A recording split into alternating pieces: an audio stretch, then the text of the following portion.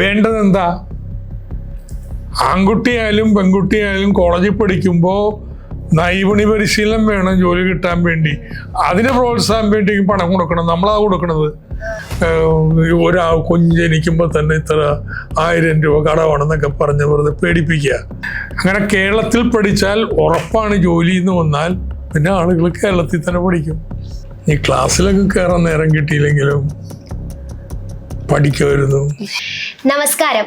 ഇന്ന് സ്റ്റുഡന്റ് ലൈവിൽ നമ്മോടൊപ്പം ചേരുന്നത് കേരളത്തിന്റെ മുൻ ധനകാര്യ വകുപ്പ് മന്ത്രിയായിട്ടുള്ള ബഹുമാനപ്പെട്ട തോമസ് ഐസക് സാറാണ്. അപ്പോൾ തോമസ് ഐസക് സാറിനെ ഏറെ സ്നേഹത്തോടു കൂടി സ്റ്റുഡന്റ് ലൈവിന്റെ പ്ലാറ്റ്ഫോമിലേക്ക് സ്വാഗതം ചെയ്യുന്നു. Thank you. അപ്പോൾ നമ്മുടെ ആദ്യത്തെ ചോദ്യം എന്ന് പറയുന്നത്, നമുക്ക് വിദ്യാർത്ഥി കാലഘട്ടത്തിൽ വിദ്യാർത്ഥി സംഘടനാ പ്രവർത്തനവും അതുപോലെ ഇത്തരത്തിലുള്ള ക്യാമ്പുകളും എങ്ങനെയാണ് മുന്നോട്ടേക്കുള്ള ജീവിതത്തിൽ സഖാവിന് പ്രചോദനമായിട്ടുള്ളത് എന്നാണ് ആദ്യം തന്നെ ചോദിച്ചു പോകാനുള്ളത്. ഞാൻ നല്ല വിദ്യാർത്ഥി എവിടെയായിരുന്നു. അപ്പോൾ മഹാരാജാസ് കോളേജിൽ SFI സെക്രട്ടറിയോടൊപ്പം ഈ ക്ലാസ്സിലൊക്കെ കയറാൻ നേരം കിട്ടിയില്ലെങ്കിലും പഠിക്കുമായിരുന്നു, വായിക്കുമായിരുന്നു. ക്ലാസ് പാഠപുസ്തകത്തേക്കാൾ കൂടുതൽ മറ്റു പുസ്തകങ്ങൾ വായിക്കലാണ്. പിന്നെ ഇഷ്ടമുള്ള മാഷന്മാരെ എടുക്കണ ക്ലാസ് കേൾക്കാൻ പോയിരിക്കും. അത് TR ആവും, സാനു സാറാവും, ഇങ്ങനെയുള്ളവരൊക്കെ പഠിപ്പിക്കുമ്പോൾ പോവും. അപ്പം അങ്ങനെ ഒരു അന്തരീക്ഷം കോളേജിൽ പഠിക്കുമ്പോഴേ ഉണ്ട്. പക്ഷേ പിന്നീട് ഞാൻ MPhil സെൻറ്റർ ഫോർ ഡെവലപ്മെൻറ്റ് സ്റ്റഡീസിൽ ചേർന്നു. അത് നിർബന്ധം മൂലം പോയി ചേർന്നതാ. SFIയുടെ JNUവിലെ സെക്രട്ടറി ആയിരുന്ന AD നീലകണ്ഠൻ അന്ന് CDSൽ PhDക്ക് ചേർന്നു. അപ്പോൾ നീലകണ്ഠൻ വളരെ നിർബന്ധിച്ച് PhD ചെയ്യണം എന്ന് പറഞ്ഞ് എന്നെ മാത്രമല്ല ഡോക്ടർ KN ഗണേഷിനെയും കൂട്ടി തിരുവനന്തപുരത്തേക്ക് വരുന്ന വഴിയിലാണ് ബസ് അപകടം ഉണ്ടായി മരണപ്പെട്ടത്. Then I felt very morally or emotionally compelled to join. അപ്പോൾ അങ്ങനെയാണ് അക്കാഡമിക്കായിട്ട് തിരിഞ്ഞ്. പക്ഷെ അവിടെ PhD ചെയ്യുന്ന വേളയിലാണ്, MPhil ചെയ്യുന്ന വേളയിൽ ഞാൻ സ്റ്റുഡൻറ്റിൻ്റെ എഡിറ്ററായിരുന്നു. നിങ്ങളുടെ മാസികയുടെ അടിയന്തരാവസ്ഥ കഴിയുമ്പോൾ പുനഃപ്രസിദ്ധീകരണം ആരംഭിക്കുമ്പോൾ ഞാൻ എഡിറ്റർ. ഞാൻ PhD ചെയ്യുമ്പോൾ ഞാൻ SFIയുടെ പ്രസിഡൻ്റായിട്ട് മാറി. സോ എപ്പോഴും രാഷ്ട്രീയ പ്രവർത്തനവും ഈ അക്കാഡമിക് വർക്കും തമ്മിൽ ഒരു ചൈനീസ് മുതലൊന്നും എനിക്ക് ഒരിക്കലും ഉണ്ടായിട്ടില്ല. രണ്ടും ഒരുമിച്ചാണ് കൊണ്ടുവരുന്നത്. അത് പിന്നീട് ഉള്ള ജീവിതകാലം മുഴുവനും ആ ശൈലിയാണ് തുടർന്നത്. അതല്ലെങ്കിൽ നല്ല വിദ്യാർത്ഥിയാണെങ്കിൽ നല്ല വിദ്യാഭ്യാസ പ്രവർത്തകനാവാൻ പറ്റൂ. യാതൊരു സംശയം എനിക്ക് അക്കാര്യത്തിലില്ല. അങ്ങനെയാണെങ്കിൽ മാത്രമേ പഠിക്കുന്ന കുട്ടികളുടെയൊക്കെ അംഗീകാരം നേടാൻ പറ്റത്തുള്ളൂ. അത് വളരെ വളരെ പ്രധാനമാണ്. പ്രത്യേകിച്ച് ഒരു ആശയപരമായ മേധാവിത്വം പുലർത്താൻ അത് അനിവാര്യമാണ്. സോ ഞങ്ങളുടെ മഹാരാജാസ് കോളേജിലെ അന്നത്തെ ഏറ്റവും വലിയ വിജയം ഏറ്റവും നന്നായിട്ട് പഠിക്കുന്ന കുട്ടികൾ മുഴുവനും SFIക്ക് കൊണ്ടുവരാൻ കഴിഞ്ഞു എന്നുള്ളതാണ്. ഒട്ടനവധി പേര് പിന്നീട് വളരെ പ്രഗത്ഭരായവർ അന്ന് SFIയുടെ ഒപ്പം പ്രവർത്തിക്കാനുണ്ടായിരുന്നു. നമ്മൾ സർവകലാശാലകളിലുള്ള കരിക്കുലവും നമ്മുടെ പ്രാക്ടിക്കൽ ഇതിലേക്ക് വരുന്ന തൊഴിൽ മേഖലയിലേക്ക് വരുന്ന സമയത്ത് ഇത് രണ്ടും വലിയ അന്തരം ഉണ്ട്. അതുകൊണ്ടാണ് കേരളത്തിലെ സർവകലാശാലകളിൽ നിന്ന് ഇറങ്ങുന്ന കുട്ടികൾക്ക് തൊഴിലവസരങ്ങൾ കുറഞ്ഞു പോകുന്നത് എന്നുള്ളത് വലിയ രീതിയിൽ ചർച്ച ചെയ്യപ്പെടുന്ന ഒരു കാര്യമാണ്. അപ്പോൾ ഈ അന്തരം കുറയ്ക്കാൻ വേണ്ടിയിട്ട് നമുക്ക് എന്തൊക്കെ തരത്തിലുള്ള പ്രവർത്തനങ്ങളാണ് ഏറ്റെടുക്കാൻ സാധിക്കുക? കോളേജിൽ പഠിക്കുന്ന കുട്ടികൾ 2 തരക്കാരാണ്. ഒന്ന് ഇനിയും കൂടുതൽ പഠിക്കാൻ വേണ്ടി നിൽക്കുന്നവർ. അപ്പം അവർ അങ്ങനെ കൂടുതൽ പഠിക്കാനുള്ള സൗകര്യവും ഗവേഷണ രീതികളിൽ പരിചയപ്പെടുത്തലും ഒക്കെയാണ് അവർക്ക് വേണ്ടവർ. അങ്ങനെ പോട്ടെ. അല്ലാതുള്ള കുട്ടികൾ ഒന്ന് അവരുടെ മനസ്സിന് ഇണങ്ങിയ ജോലി കാണണം. നമ്മളെന്തെങ്കിലും ജോലി കണ്ടുപിടിച്ച് ഏൽപ്പിച്ചു കൊടുക്കല്ല. എന്താവണം, ശരി ഇതാണ് നിങ്ങൾക്ക് താല്പര്യം, അങ്ങനെയുള്ള ജോലി കിട്ടണമെങ്കിൽ എവിടെ കിട്ടും, അത് കണ്ടുപിടിച്ച് നമുക്ക് ബന്ധപ്പെടുത്തി കൊടുക്കാൻ പറ്റണം. ഇനി അതേ ജോലി കിട്ടിയില്ലെങ്കിൽ അതുപോലെ ഉയർന്ന നല്ല ജോലികൾ ലോകത്തിൻ്റെ ഏത് കോണിലോ കേരളത്തിലോ എവിടെ ഏതെങ്കിലും കമ്പനിയിൽ ഉണ്ടെങ്കിൽ നമുക്ക് അവനെ പരിചയപ്പെടുത്താൻ പറ്റണം. എന്നിട്ട് ആ ജോലി കിട്ടണമെന്നുണ്ടെങ്കിൽ അതിന് എന്തൊക്കെ പരിശീലനം വേണം, ഏതൊക്കെ പ്രോഗ്രാംസ് പഠിക്കണം, ഏത് അഡീഷണൽ കോഴ്സ് പഠിക്കണം, അത് ചെയ്യണം. അതാണ് നൈപുണ്യ പരിശീലനം എന്ന് പറയുന്നത്. ആരാണ് ഇയാളെ ഇതിനൊക്കെ സഹായിച്ചു കൊടുക്കാൻ പറ്റുക? അതിന് നമ്മുടെ സാക്ഷരതാ കാലത്തെന്ന പോലെ ഓരോ കോളേജിലെയും പൂർവ്വ വിദ്യാർത്ഥികളായിട്ടുള്ളവർ, പ്രൊഫഷണൽ അക്കാഡമിക് അവർ വേണം ഇതിന് മെൻറ്റർമാരായിട്ട് പ്രവർത്തിക്കാൻ. അപ്പോൾ അത്തരത്തിലുള്ള വലിയ ഓരോ കുട്ടിക്കും ചേരുമ്പോൾ തന്നെ മുകളിലോട്ട് പഠിക്കാനുള്ള താല്പര്യമെങ്കിൽ ആ വാസന മനസ്സിലാക്കി ഒരു കരിയർ പ്ലാൻ ഉണ്ടാക്കണം. അതിന് പറ്റുന്ന തൊഴിൽ നമ്മൾ കണ്ടുപിടിച്ച് കാണിച്ചു കൊടുക്കാൻ പറ്റണം. അതിന് വേണ്ട ഇന്ന കാര്യങ്ങൾ പഠിക്കണം, അത് പഠിക്കാനുള്ള സൗകര്യം ഉണ്ടാക്കി കൊടുക്കണം. അങ്ങനെ വരുമ്പോൾ പഠിത്തം തീരുമ്പോൾ ക്യാമ്പസ് പ്ലേസ്മെൻ്റ് ഉണ്ടാവും. അങ്ങനെ കേരളത്തിൽ പഠിച്ചാൽ ഉറപ്പാണ് ജോലി എന്ന് വന്നാൽ പിന്നെ ആളുകൾ കേരളത്തിൽ തന്നെ പഠിക്കും. ചിലപ്പോൾ മറ്റ് സംസ്ഥാനങ്ങളിൽ നിന്നൊക്കെ കേരളത്തിൽ വരും. ഇവിടെ പഠിച്ചാൽ ജോലി കിട്ടും എന്നുള്ളത് കൊണ്ട് ഇപ്പം അതില്ല. അത് സംവിധാനം നമുക്ക് കൊണ്ടുവരണം. ഇപ്പോൾ ഇത് കുറച്ചൊക്കെ ഉള്ളത് നമ്മുടെ പോളിടെക്നിക്കിൽ ITയിലുമാണ്. ഒരു 40% കുട്ടികൾക്ക് ഇങ്ങനെ ക്യാമ്പസ് പ്ലേസ്മെൻ്റ് ഉണ്ട്. പക്ഷേ അതൊക്കെ സാധാരണ ജോലികളാണ്. അവരെയും അപ്ഗ്രേഡ് ചെയ്ത് കുറച്ചും കൂടി നല്ല ഉയർന്ന ജോലി കിട്ടാൻ പ്രാപ്തരാക്കണം. അവിടെ ജോലി കിട്ടുന്നുണ്ട് ക്യാമ്പസ് പ്ലേസ്മെൻറ്റ്. അത് ആർട്സ് ആൻഡ് സയൻസ് കോളേജിലേക്കും കൊണ്ടുവരണം. ഈ വർഷം എനിക്ക് തോന്നുന്നു ഒരു 20% കുട്ടികൾക്ക് ആർട്സ് ആൻഡ് സയൻസ് കോളേജിൽ ഇങ്ങനെ ക്യാമ്പസുമായി ബന്ധപ്പെട്ട് തന്നെ ജോലി കിട്ടാൻ സാധ്യതയുണ്ട്. 10% എങ്കിലും അടുത്ത വർഷം ആകുമ്പോഴേക്കും നമുക്ക് ഈ അനുഭവത്തിൻ്റെ അടിസ്ഥാനത്തിൽ ഒരു 70-80% കുട്ടികൾക്കും ജോലി കിട്ടുന്ന അവസ്ഥ ഉണ്ടാക്കാൻ പറ്റും. അപ്പോൾ ഡിഗ്രി കഴിഞ്ഞ് ഇപ്പൊ ഇറങ്ങുന്ന കുട്ടികളായിക്കോട്ടെ, ഇവര് തൊഴിൽ മേഖലയുമായിട്ട് വരുന്ന സമയത്ത് അവർക്ക് അതുമായിട്ടുള്ള ബന്ധം താരതമ്യേന കുറവാണ്.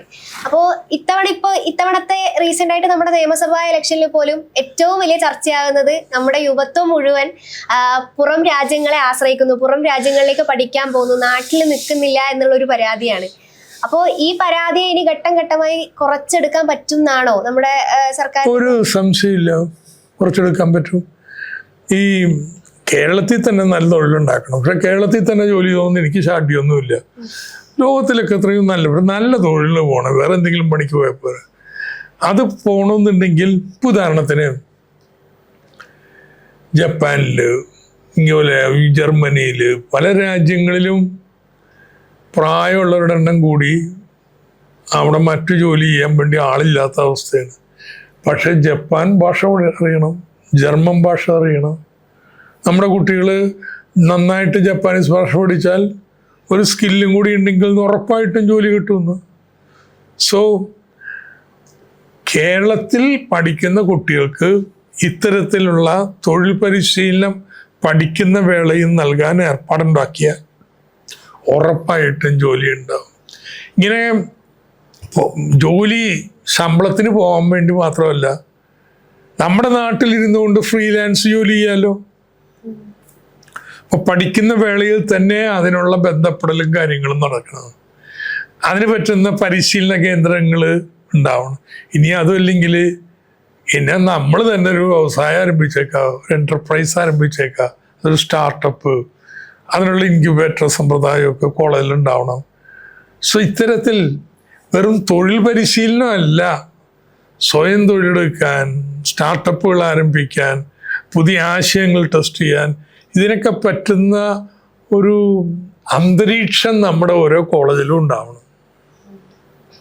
അപ്പോൾ പിന്നെ ഒരു സാമ്പത്തിക വിദഗ്ധൻ എന്നുള്ള നിലയിൽ കേരളത്തിലെ ജനങ്ങൾക്ക് കുറച്ചുകൂടി സംശയം ഉണ്ടാക്കിയിട്ടുള്ള ഒരു ചോദ്യമാണ്, കേരളത്തിന്റെ കടം കൂടുന്നു, കേരളം വലിയ കടക്കെണിയിലേക്കാണ് പോകുന്നത്.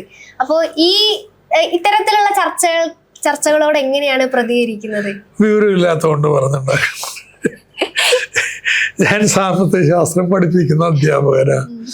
ഞങ്ങൾ ക്ലാസ് മുറി പഠിപ്പിക്കണം എന്ന് വെച്ച് കഴിഞ്ഞാല് കടത്തിന് കൊടുക്കേണ്ടി വരുന്ന പലിശ നിരക്ക് അത് നാട്ടിലെ സാമ്പത്തിക വളർച്ചയേക്കാൾ താഴ്ന്നതാണെങ്കിൽ കടക്കണിയിലല്ല. നിങ്ങൾ കടം മേടിക്കുന്നതുകൊണ്ട് അതിന് കൊടുക്കുന്ന വിലയല്ലേ പലിശ. അതിനേക്കാൾ വേഗതയിൽ നാട്ടിൽ വരുമാനം കൂടുന്നുണ്ടെങ്കിൽ പിന്നെന്ത് കടക്കണി? Debt is sustainable. ഇത് ചെയ്യുന്നതിന് പകരം തുക കാണിച്ചു, കടം കൂടി, കുഞ്ഞ് ജനിക്കുമ്പോൾ തന്നെ ഇത്ര 1000 രൂപ കടമാണെന്നൊക്കെ പറഞ്ഞ് വെറുതെ പേടിപ്പിക്കുക. സാമ്പത്തിക ശാസ്ത്രമല്ല, സാമ്പത്തിക കൂടോത്രമാണെന്നൊക്കെ. സോ എനിക്കൊരു പേടിയില്ല കാര്യത്തിൽ.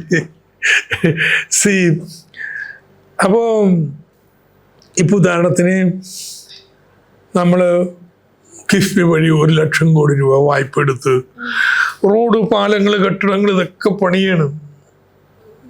ഇതൊക്കെ പണിയുമ്പോഴും കേരളം മാറും. ഇപ്പം തന്നെ കണ്ടാൽ മനസ്സിലാവും കേരളം എങ്ങനെ മാറാൻ പോണെന്ന്. എത്ര നല്ല റോഡുകൾ, പാലങ്ങൾ, കാണാൻ എന്തൊരു ഭംഗി. പിന്നെ നമ്മുടെ സ്കൂളുകളുടെ സൗകര്യങ്ങൾ, ആശുപത്രികൾ മെച്ചപ്പെടുന്നു. ഇതിന് വേറൊരു വഴിയുണ്ട്. കുറേശ്ശെ പണം മുടക്കി ഇതൊക്കെ പണിയുക. അപ്പോൾ കടം മേടിക്കണ്ട. ഒരു 25 വർഷം കൊണ്ട് പറ്റേക്കും. അപ്പോഴത്തേന് ഞാനുണ്ടാവില്ല, താനുണ്ടാവും.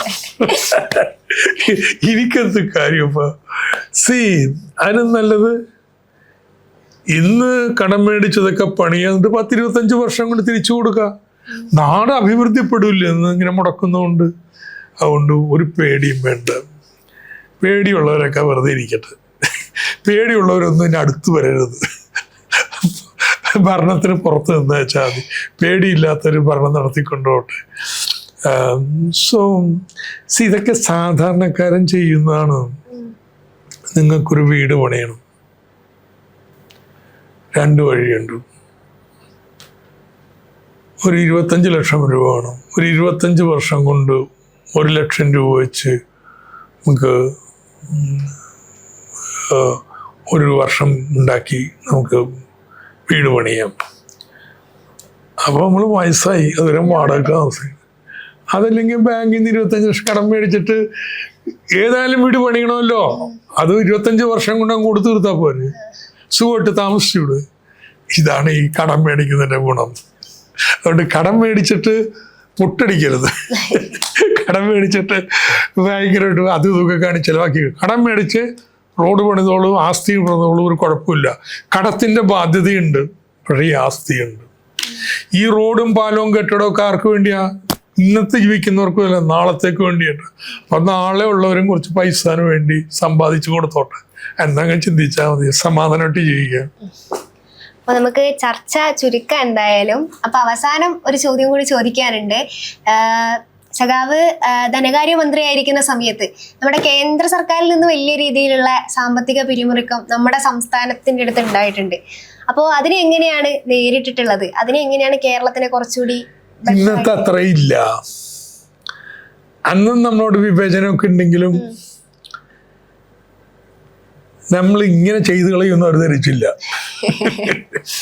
നമ്മളെന്ത് ചെയ്തു? പെൻഷനൊക്കെ 2000 രൂപ പെൻഷനാക്കി കൊടുത്തു. അപ്പൊ സാധാരണഗതിയിൽ ഇത്രയൊക്കെ പെൻഷൻ കൊടുത്താൽ വേറൊന്നിനും പണം ഉണ്ടാവില്ല. അത് നമ്മൾ കിഫ്ബി വഴി വായ്പ എടുത്ത് അങ്ങ് പണിയല്ലേ. എന്താണ് നടക്കുന്നത്? അപ്പൊ ഇങ്ങനെ ചെയ്യാൻ പോയപ്പോൾ തന്നെ 2ാം തവണ വന്നു. ഇപ്പം 3ാം തവണ ഇലക്ഷന് വരാൻ വേണ്ടി നമ്മൾ മത്സരിക്കുകയാണ്. അപ്പൊ ഇതങ്ങ് ചെയ്ത് കഴിഞ്ഞാൽ 3ാം തവണ ഉറപ്പ്. അതുകൊണ്ട് ചെയ്യിക്കാൻ പാടില്ല. അപ്പൊ അതിന് പാര വെക്കാൻ വേണ്ടി നടക്കുകയായിരുന്നു. അപ്പൊ ഞാൻ മന്ത്രിയായിരുന്നപ്പോൾ ഇതൊക്കെ പറയുമ്പോഴും അമ്മമാർക്ക് അതുപോലും വിശ്വാസമില്ല, അതൊക്കെ ചെയ്ത് കളയുന്നു. കാരണം വെറുതെ 1 ലക്ഷം കോടി രൂപയുടെ നിർമ്മാണം പ്രവൃത്തി നടത്താൻ പോകുന്നവർ ആരെങ്കിലും വിശ്വസിക്കുമോ? ഒരിക്കലും നടക്കാത്ത കാര്യം എന്നല്ല ചിന്തിക്കുക. ഞാൻ പോയിട്ട് 1 ലക്ഷം വായ്പണമെന്ന് പറഞ്ഞാൽ ആരെങ്കിലും തരുമോ? അതുകൊണ്ട് നടക്കാത്ത കാര്യം എന്നാ കരുതിയത്. പക്ഷെ നമ്മൾ ഈ കടം മേടിക്കാനുള്ള എല്ലാ വിദ്യയും പഠിച്ച് മേടിച്ച് ചെയ്തു തുടങ്ങിയപ്പോൾ ഇതിനെ പൊളിക്കാൻ വേണ്ടിയുള്ള പണികൾ ചെയ്യാൻ തുടങ്ങി. അപ്പോൾ അന്നത്തെ പോലെയല്ല, അതിൻ്റെ പല മടങ്ങാ ഇന്ന് നമ്മോടുള്ള വിരോധം. അപ്പോൾ ഇനിയിപ്പോൾ ഇങ്ങനെയൊക്കെ ചെയ്താലും ജനങ്ങൾ കൂടെ കിട്ടൂലെന്ന് കാണുമ്പോൾ ഈ കടപ്പേടിയൊക്കെ പറഞ്ഞ് നമ്മുടെ ജനത്തെ തെറ്റിക്കാൻ പറ്റുമെന്ന് കാണുമ്പോൾ അതിനൊക്കെ കുറച്ച് ശമനം വരും. ഒന്നാമത്തെ കാര്യം. 2, നമ്മളൊരു കേസ് കൊടുത്തിട്ടുണ്ട്. ആ കേസ് ജയിക്കാൻ എന്തെങ്കിലുമൊക്കെ മാറ്റം വരുത്തേണ്ടി വരും ചിലപ്പോൾ. അതൊക്കെ വരുത്തണം. എന്നിട്ട് ഫൈറ്റ് ചെയ്യണമെന്ന്. അവർ ഇതിനെ മുടക്കുമ്പോൾ നമ്മൾ വേറെ വഴി കാണണം. അല്ല നമ്മൾ മുട്ടുടക്കാൻ പോയാൽ നമ്മൾ മുട്ടുടക്കത്തില്ല.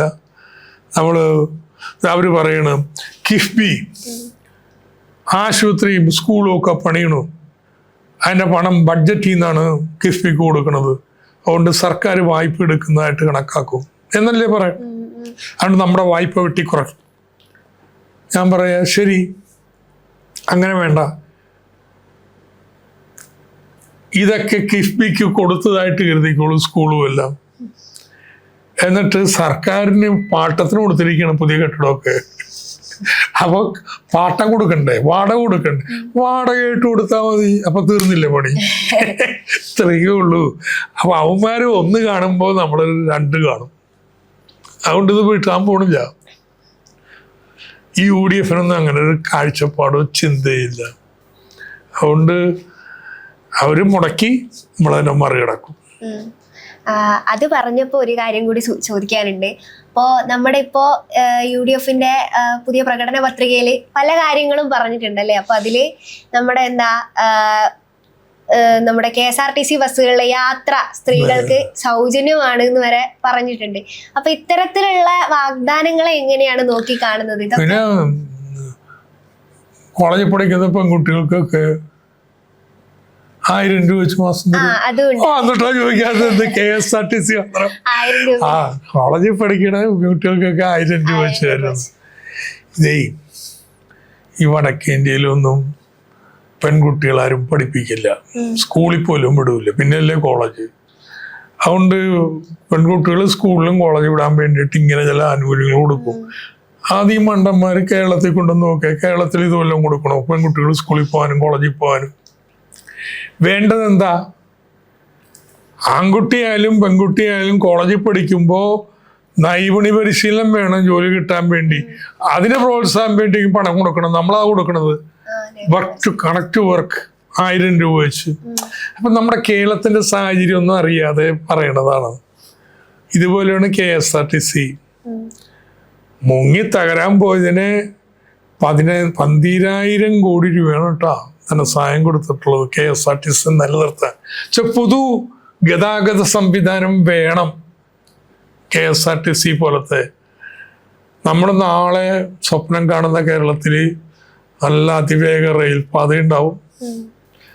അത് വന്നു കഴിഞ്ഞാൽ പല സ്ഥലത്തല്ലേ, എല്ലായിടത്തും നിർത്തൂല്ലോ. നിർത്തിക്കഴിഞ്ഞാൽ പബ്ലിക് ട്രാൻസ്പോർട്ട് ഉണ്ടാവണം, നല്ല സുന്ദരം. നിങ്ങൾ പോകേണ്ട പട്ടണത്തിലെ സ്ഥലത്തൊക്കെ പോകാൻ.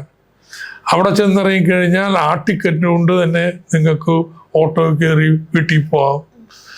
അവിടെ ഇറങ്ങി നടന്നു പോകാനുള്ള ഫുട്പാത്ത് വേണം. ഇനി വല്ല കടത്താൻ പറ്റുകയാണെങ്കിൽ ടിക്കറ്റ് വെച്ച് തന്നെ മെട്രോയിൽ വാട്ടർ മെട്രോയുടെ പോകാൻ പറ്റും. ഇങ്ങനത്തെ ഗതാഗത സംവിധാനത്തിൽ പൊതുഗതാഗതം അനിവാര്യമാണ്. ഇപ്പൊ KSRTC നിലനിർത്തണം. അപ്പൊ അതിനെങ്ങനെ ഇല്ലാതാക്കാൻ പറ്റുമെന്ന് ഗവേഷണം ചെയ്ത് കണ്ടുപിടിച്ചതാണ്. ഇപ്പൊ തന്നെ 12,000 കോടി രൂപയാണ് 10 വർഷം കൊണ്ട് നഷ്ടം. അപ്പോ ഇപ്പോൾ ഉള്ള വരുമാനത്തിന്റെ പാതി വേണ്ടെന്ന് വെച്ചാൽ പിന്നെ ഇത് സാധനം നിൽക്കുമോ? ഇത് നന്നാക്കാനല്ല, ഇല്ലാതാക്കാനാണ്. ചോദ്യം കൂടി, കേരളയിലെ കാര്യം പറഞ്ഞതുകൊണ്ട് അതിനെ കുറിച്ചുകൂടി കൂടുതൽ അറിയാൻ ആഗ്രഹമുണ്ട്. ഇപ്പൊ നമ്മൾ കേരളയില് ഈ സർക്കാർ ഉപേക്ഷിച്ചു, അതിനെപ്പറ്റി ചിന്തിക്കുന്നില്ല എന്നൊക്കെയാണല്ലോ ചർച്ച വരുന്നത്. എനിക്ക് ഈ പേരിലൊന്നും എനിക്ക് വലിയ താല്പര്യം. കേരളയിൽ വേണ്ടെങ്കിൽ വേണ്ട, പക്ഷെ അതിവേഗ റെയിൽ പാത വേണം.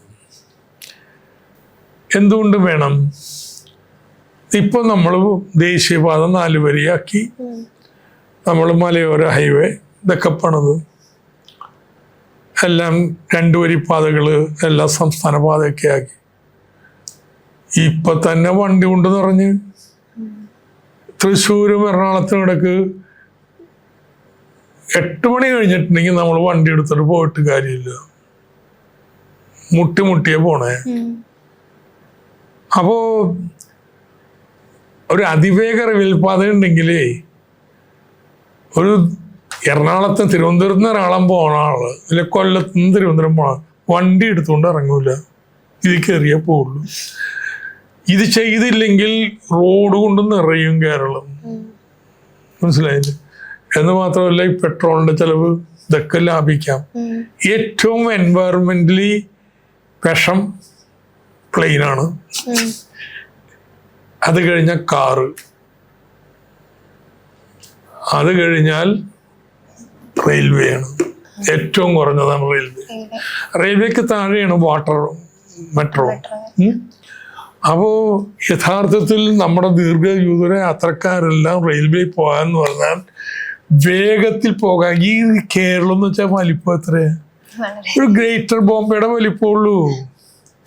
നമ്മൾ കേരളത്തിൽ എവിടെ വേണമെങ്കിൽ പോയി താമസിച്ചോ, ഈ തിരുവനന്തപുരത്തോ കൊച്ചിയിലോ ഒന്നും വരണ്ട, നമുക്ക് വല്ല കോട്ടയത്തോ അവിടുത്തെ ഗ്രാമത്തിലോ അവിടെ താമസിച്ചാലും ഇവിടെ വരാനായിട്ട് പറഞ്ഞ് വരാം എന്നുണ്ടെങ്കിൽ നമ്മുടെ കേരളം മുഴുവനും ഒരൊറ്റ വലിയ ഒരു നഗരം പോലെ, നഗര വ്യവസ്ഥ പോലെ ആയിത്തീരും.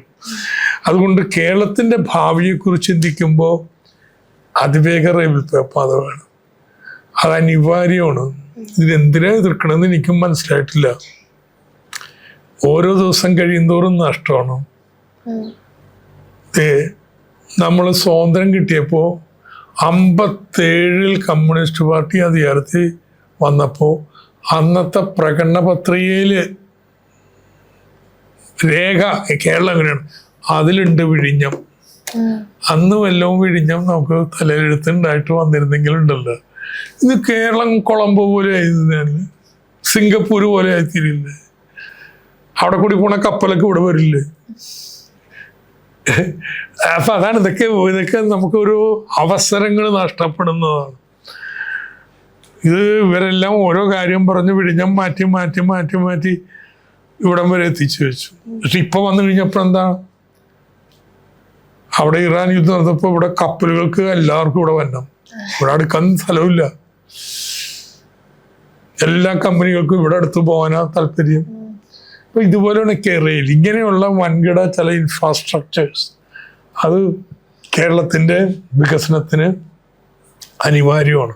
അതിൽ കേരളത്തിന്റെ പ്രത്യേകത കേരളത്തിലെ പരിസ്ഥിതി സംരക്ഷണത്തിന് ഏറ്റവും അനിവാര്യമായിട്ടുള്ള ഒരു ഗതാഗത സംവിധാനമാണത് എന്നുള്ളതാണ്. അപ്പോൾ നമുക്ക് അവസാനിപ്പിക്കാം. അപ്പോൾ ഇത്രയും നേരം സ്റ്റുഡൻറ് ലൈവിൽ ഞങ്ങളോടൊപ്പം ഉണ്ടായതിന് നന്ദി. ഇത്രയും പറഞ്ഞുകൊണ്ട് അവസാനിപ്പിക്കുകയാണ് ഈ സ്റ്റുഡൻറ് ഒരു ഹൈബ്രിഡ് മോഡലാവുന്നത് വളരെ സന്തോഷം. ഇൻഫാക്റ്റ് ഞാനിപ്പോൾ ചിന്തയുടെ ടീച്ചറാണ്, ഞങ്ങളും അത് ഹൈബ്രിഡ് ആക്കിക്കൊണ്ടിരിക്കുകയാണ്. ഒരു ചിന്ത പ്ലസ് ഉണ്ട്, പിന്നെ ഓൺലൈനിൽ എല്ലാം അവൈലബിൾ ആണ്. പക്ഷെ ചിന്ത പ്ലസ് അച്ചടിക്കുന്നില്ല, അത് വേണ്ടവർ അവിടെ പോയി വായിച്ചു. വി ആർ ഓൾസോ, ഇപ്പോൾ ഞാൻ ലെഫ്റ്റ് വ്യൂസ് എന്ന് പറയുന്ന ഒരു പോർട്ടലുണ്ട്, അതിൻ്റെ എഡിറ്ററാണ്. ജസ്റ്റ് തുടങ്ങിയിട്ടേ ഉള്ളൂ, ന്യൂസ് ആൻഡ് വ്യൂസ്. സോ ലോകം മാറിക്കൊണ്ടിരിക്കുകയാണ്, അപ്പൊ സ്റ്റുഡൻറ്റുമാരൊപ്പം മാറുന്നതിന് സന്തോഷം. ഓക്കെ, ഇത്രയും നേരം നമ്മളോടൊപ്പം ഉണ്ടായിരുന്നതിൽ എന്തായാലും സ്റ്റുഡൻറ് ലൈവിൽ എല്ലാവർക്കും സന്തോഷം, നന്ദി, സ്നേഹം. Yes Satheesh, thank you very much. Thank U.